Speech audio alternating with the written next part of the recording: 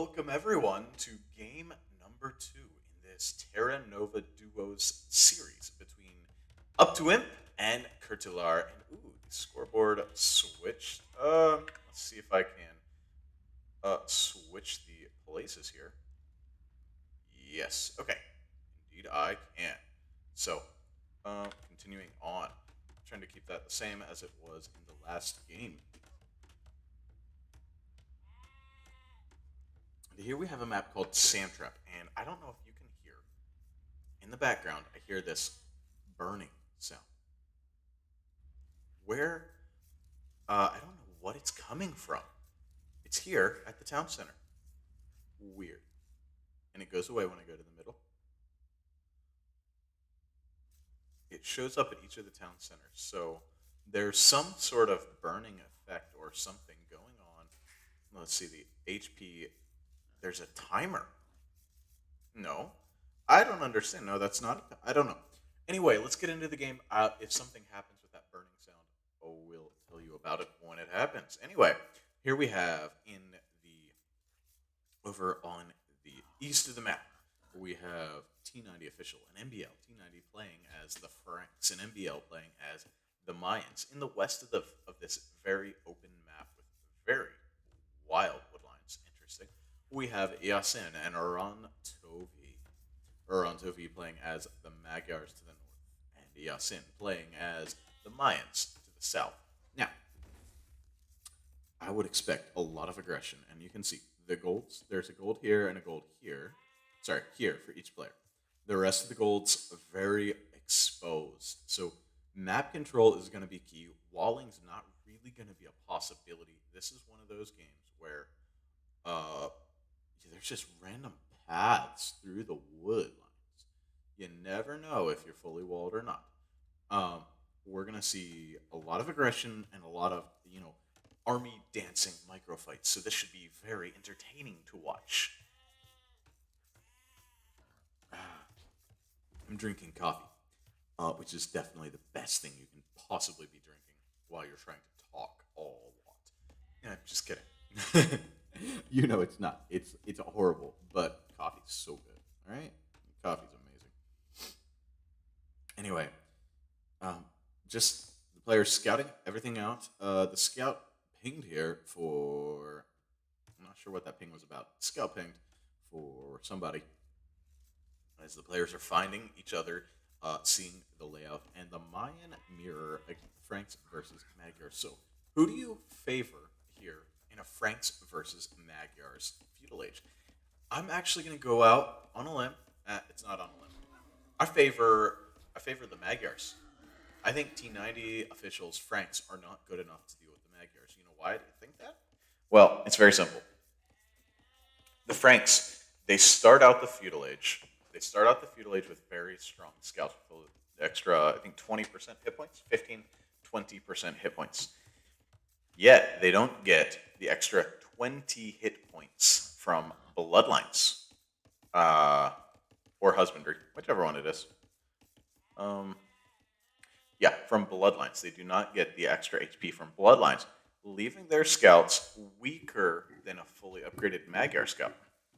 So, they start out stronger, but they end weaker. Also, the free upgrades from the Magyars really helps offset that. They can put the money from, T90, sorry, ronotovi almost getting a layman on MBL. Ooh, MBL! That was so close. So close, but he gets it in. MBL gets it in. Anyway, what I was saying about the scouts is the Magyar scout starts with that extra attack, really offsetting that Frank bonus, and allowing that resources from that extra attack to be put into the bloodlines. Now, of course, bloodlines does take stable time. So early feudal age, you're definitely going to love the Franks.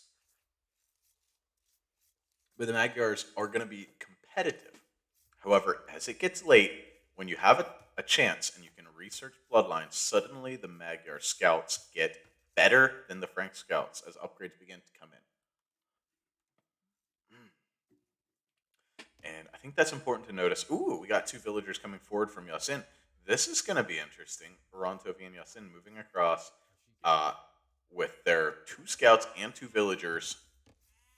What are we going to see here? Interesting. between the players. Very unique. 2 villagers forward for our Mayan player on the Kurtular team. And everybody on the way to Feudal Age. However, Kurtular has gone with 18 pop-ups. T90 went 18 pop-up. MBL. Up2Imp to Feudal Age at 23 pops. So is there a drush? No, just one villager late on the straight archers. So MBL going straight archers, and a little bit late. And man, Yasin building the forward range. I don't like that. I do not think that is a good play. How are you going to defend yourself at home when your archer range is between the 2 players? So weird. Double archery range between the 2 players. Now the question is, can MBL see that? No. Can T90 see that? No. Completely hidden there. Completely hidden. So this archer rush is going to catch them off guard. No. So MBL and T90 are not going to be ready for this. And 18 pop archers. Very clean build from Yasin. I like it. I like it a lot. And double archer range. The Mayan cheap archers allow you to do this. You could not do this with another civ. MBL just now dropping the archer ranges, and 2 archers, almost three archers already out for Yasin. So those 3 archers could already get on to MBL's gold and deny it, and I think that's what's going to happen. Yep, in on the gold are 2 scouts and 3 archers. T90 is not going to have the scouts to deal with that. Very sudden. What a surprise, as T90 is, wow. MBL just not prepared for that at all, as his 2 archer ranges come down. And where's he going to go for gold? A tower being dropped. Panic tower being dropped in range of the archers. And we should see fletching on the way in 4 archers. That's got to do some damage. It's going to hurt. Without fletching, though, no villagers going down. Scout fight in. But even in the scout fight, as the villagers join in, Kurtular has the advantage. What a great strategy. This was unexpected and brutal for Yasin and ronotovi here, as MBL unable to continue making archers. Why? Well, look at MBL's gold. 81 gold. That's not enough for very many archers. 2 archers and fletching on the way for MBL. You can make a couple more, but then he's out. And a tower coming down on the gold. Beautiful. Beautiful. Have the military control. Now, you gotta keep the military control. Kurtular, ronotovi, get back here, Yasin. Where are your archers? Yasin, where are your archers? Somebody's got to get back here. But it's just 2 archers. Oh, no, you gotta bring. Yeah, has to fight this off, and that allows this tower to be denied. And I would, if I were MBL, you need to wall that in. These 2 villagers, now they're gonna die. So the 2 villagers have died. So sacrificing 2 villagers for this to push MBL off of the gold, and I think I probably got a villager there. Let's see, MBL. Let's go to the KD ratio, the KDs and stuff. Yeah, MBL has a death, so that's got to be a villager. 2 villagers killed. Yasin, 4 deaths. But these fights still in favor of Yasin and ronotovi. This has just been such an aggressive play. The military's in favor of Kurtular. 15 to 10 in favor of Kurtular, and T90 forced to drop a tower now on his own wood line. This is not what you want to see at all. Not at all. And denied for now. Okay, T90 working his way around to that tower. Gonna get it up. Trying desperately not to lose a villager, but one's gonna go down. T90 down a villager. But he has to build this tower, or else the wood line is completely denied. This tower gonna go up eventually, but at what cost? At what cost? Indeed. Tower goes up 2, 3 villagers down for T90 official. This is a nightmare. What an absolute masterclass. 4 villagers down. T90 with 14 deaths here as our Frank player. Wow. And let's see. Do we have our bloodlines in? No. 45. So you can see right now, the scouts, 54 to 45 HP. But these move up to 65 once the upgrade comes in. As you'll see eventually over here when that comes in. Now, over here, 5 scouts for Kurtular and 3 for Up2Imp. So just a really good play. Really nice play. Now, the issue comes in now. MBL can run forward. MBL and T90 can run forward, but there's too many skirmishers in this army. These scouts will absolutely clear that up.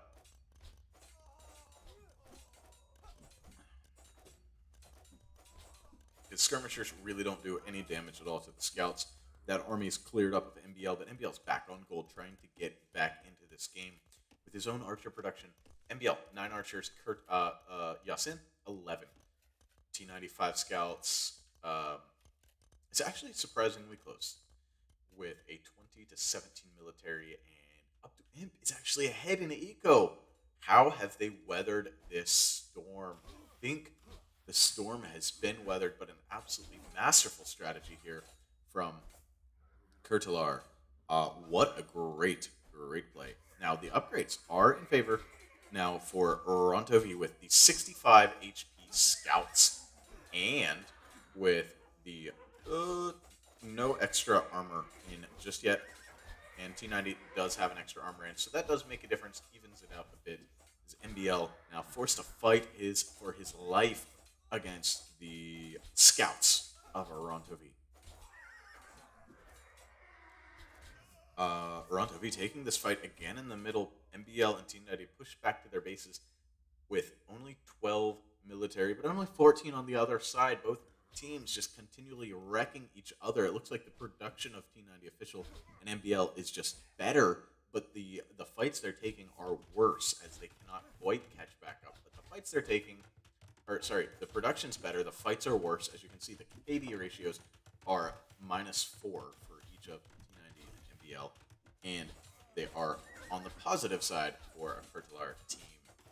Ooh, MBL getting a second tower up. Had to buy that tower, not a thing you like to do, but afraid of losing that gold. Now, T90 doesn't need gold, able to just farm, boom it up. Second stable now coming down. Third stable, sorry, for T90.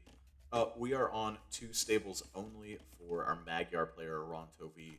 This is wild. This game number 2 is delivering, guys. Absolutely delivering the goods. Wow.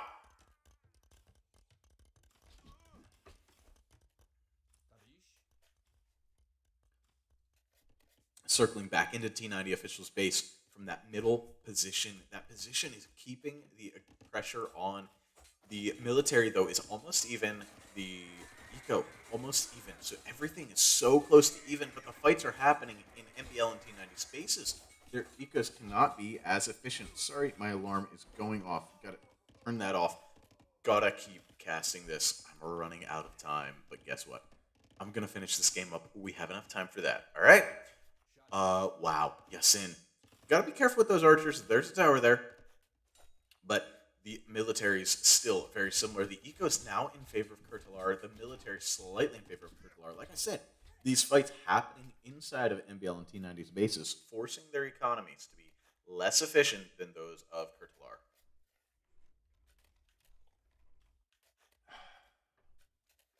Coffee.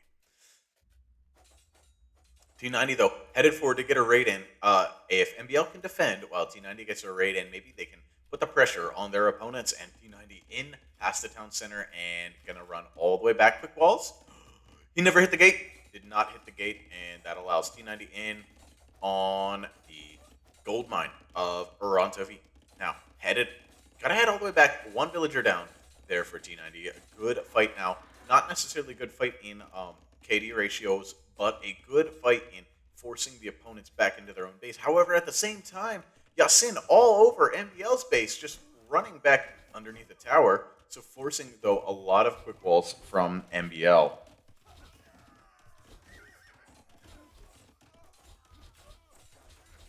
MBL, though, gonna be able to clean this up, I think. Forcing this attack out of his base.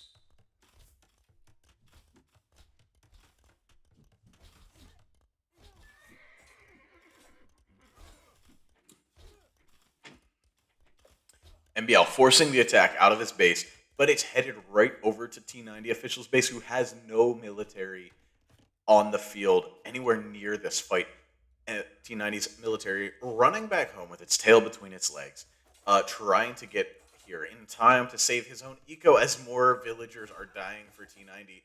The raid didn't work. Kurtular was able to defend and attack at the same time, whereas Up2Imp was not, as more villagers go down.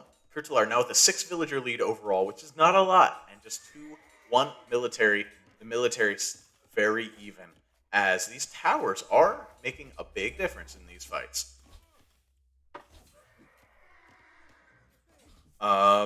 This fight is so even. Everything's so close. Less than 100 hit points separates these two armies.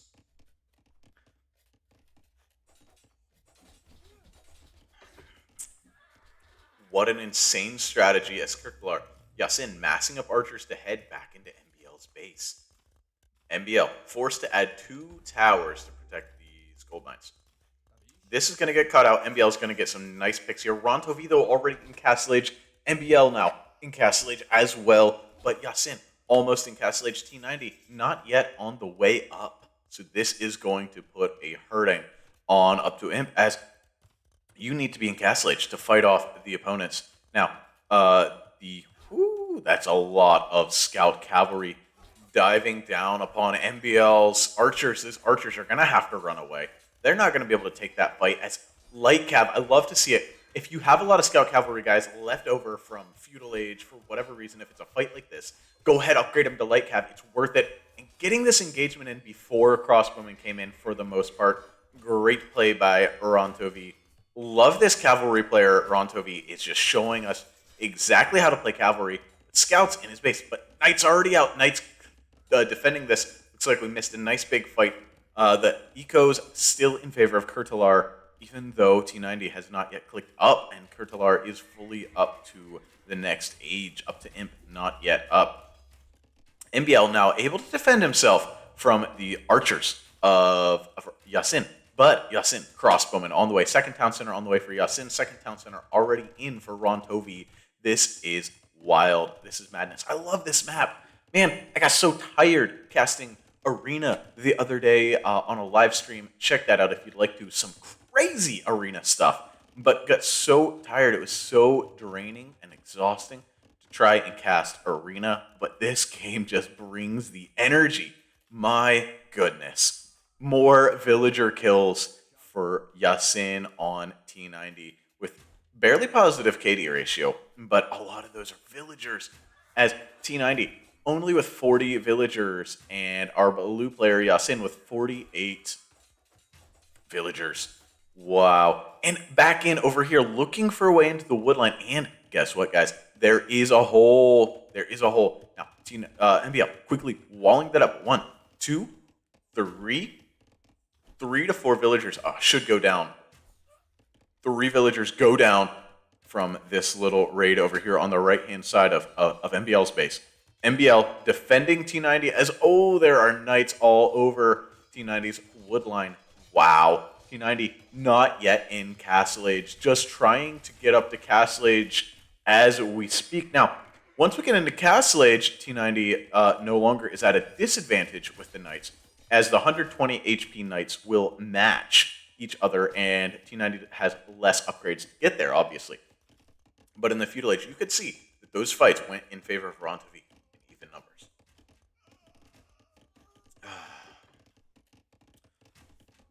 And you don't like to be fighting in your own bases, and Kurtular has kept these fights in the opponent's base the whole game, still fighting inside the opponent's bases. The eco numbers 30 ahead now for Kurtular, as they're able to boom up, get multiple TCs on the field. Yes, the military in favor of Up2Imp, but they've got to make something happen soon, or they will lose this game, as the military lead continues to compound and snowball upon itself. The fights, though, Kurtular has to be able to keep the fights at the opponent's bases. The military numbers are lower. Okay, Kurtular transitioning, Yasin transitioning to production at home instead of forward, or at least adding production at home instead of forward. The forward production still what is being utilized, but buildings added at home. And Yasin really feeling the map control, headed out to drop town center out in the middle of nowhere, essentially, to try and take control of the map. T90 finally reached Castle Age, selling everything for gold to make knights. Knights are so desperately needed now for our 4 stable knights on the way out for our knight player on Up2Imp, T90 official. And I think these archery ranges a little overused and these underutilized. See, one archery range just not being utilized at all by Yasin. Some mistakes being made, but this is a wild, messy game. You expect that. And the military now close to even, 40 to 46 at this point. So the fight would slightly be in favor of Up2Imp. However, much of that military is, wow, MBL carrying the day with almost as much military as the other two opponents combined. As T90 just barely has 8 knights on the field. And only 40 villagers. MBL, only 39 villagers. No villagers for MBL, so 80 villagers overall versus 125 overall. Siege already being added.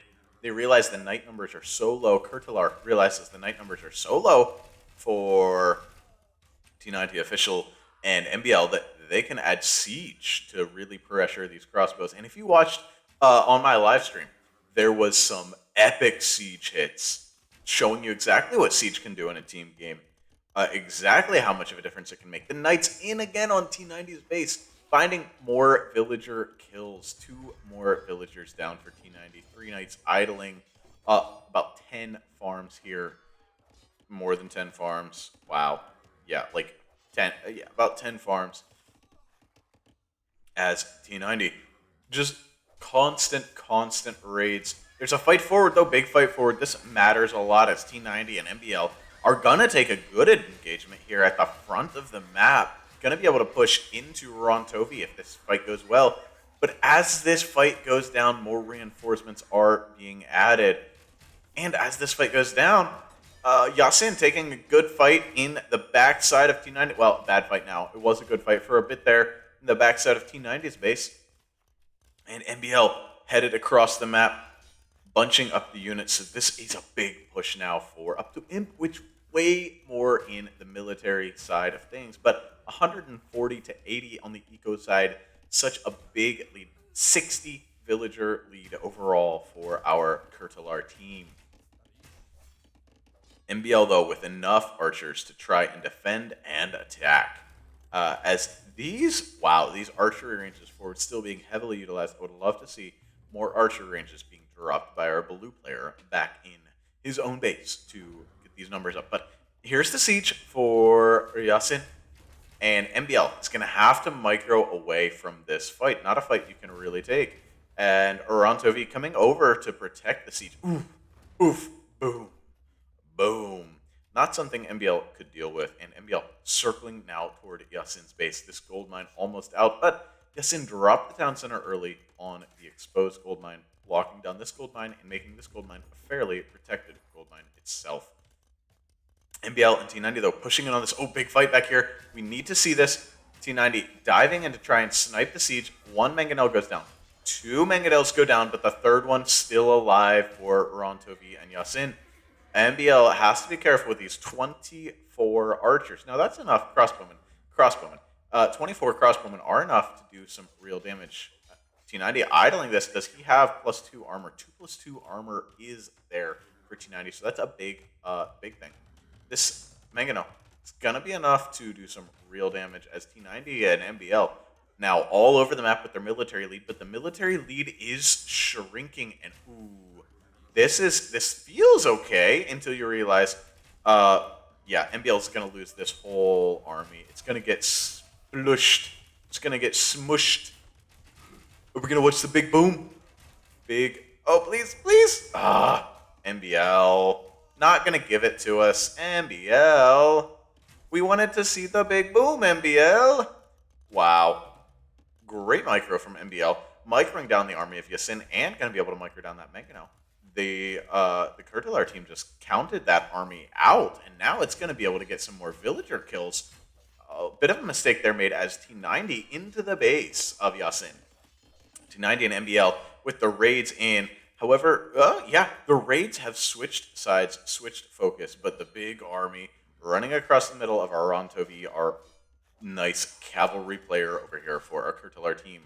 I really like ronotovi's play style. You'll see it later. He's a slow player. He's no faster than I am at about 30 APM, 35 to 40 APM. Just a bit faster, touch faster than I am, and it's great to see a player utilizing cavalry so effectively at this level as such a slow player like me. So it gives me hope, and you hope to realize, hey, I don't have to be the world's fastest player. I just have to make my clicks count, do the right click at the right time. Looks like we're going to have a big fight. Siege being added by MBL. Up2Imp realizes a push has to happen now, down 60 villagers still. Big fight in the middle. Big fight in the middle. And this fight is going in favor of MBL and T90 official. There's no army here for Yasin. Yasin is just not even in this fight. Kurtular, ronotovi backs away.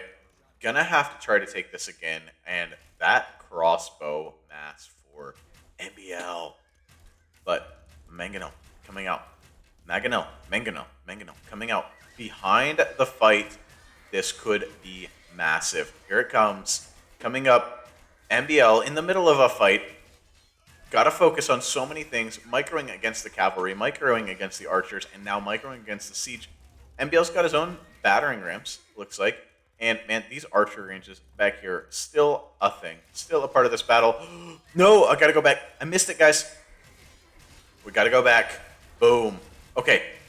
And MBL with a big mass. Oh, micros right into the blast. How many did he lose? Sorry, one more time. We have to go back, guys. We've got to go back. All right.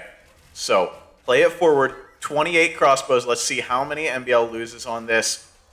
9 crossbows down from one big blast of the Mangonel and another one on the way. That spells defeat for Up2Imp. What can they do now? The military lead is lost. The economy is so far behind. More sieges out now for Kurtular, and the siege for MBL is rams that are just not usable at this point without the military advantage. Now, T90 coming out here, going to try and snipe off, going to successfully snipe off this Mangonel as MBL dives underneath. So the fight continues with an even military, but 75 eco lead, 70 eco lead for our Kurtular team. And the raid coming back in. This archer range utilized once again on T90's gold. Some more villagers gonna die. That's not really that important. That'll get cleaned up as let's watch the big fight in the middle as it continues. And the longer T90 and MBL are held out of the bases of Kurtular, the longer they just continue to lose the game. What can they do as this fight continues? A ram coming out. Oh, look at this. A ram popping out. Gonna take out this Mangonel of Yasin. But this fight, Yasin now has the hill control. MBL forced to back down off the hill. And it's a 1v2. Essentially, the ram's out just to tank up some damage. But not doing, just waltzing around, dying to siege. Not doing anything. And the fight being taken again by MBL and T90 official with a slight military lead. The military production has been wild for T90 official and MBL, but at the cost of villager production, now 90 villagers below. 90 villagers fewer for T90 official and MBL still in this game. We had a bathroom break, water closet break. Wow. And big fight still going on. What a massive continuous fight. The KDs of everybody. Wow. Just so high numbers. Just this continuous fight.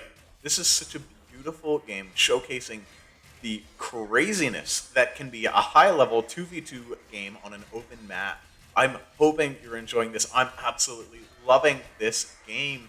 I look forward to seeing more games. I was not, super hyped about this tournament, but man, is this map cool. Sand Trap, just bringing the aggression. This middle control is so important, and the map is wide open. More siege bada booms incoming as MBL continues to be forced back. The military lead growing once again for Kurtular with now a 100 villager lead.